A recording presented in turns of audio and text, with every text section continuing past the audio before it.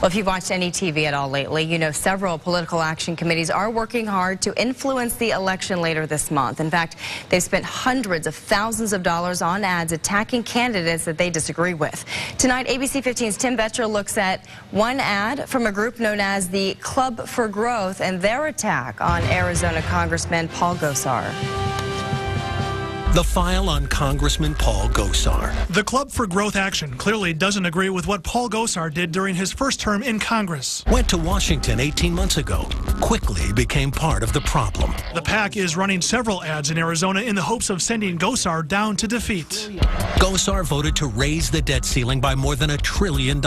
That's a fact. Gosar was the only Republican congressman from Arizona to vote in favor of raising the debt ceiling. He opposed even modest spending cuts. That's misleading. Gosar says he voted to raise the debt ceiling in order to get $2.1 trillion in spending cuts that were part of the package. Republican leadership touted it as the largest cuts to spending since World War II. Worst of all, Gosar voted to give our tax dollars to Acorn, the radical liberal group notorious for voter fraud. On this one, it's inconclusive. Gosar will tell you the Acorn parent organization actually disbanded in 2010, but on June 2nd, 2011, Gosar did vote no on an amendment that prohibited the use of funds for, quote, various Acorn and community organizations. Time to close the file on Paul Gosar. Gosar's campaign released a statement to ABC 15 that reads in part, quote, the Club for Growth is simply lying when it says Representative Gosar voted to give money to Acorn.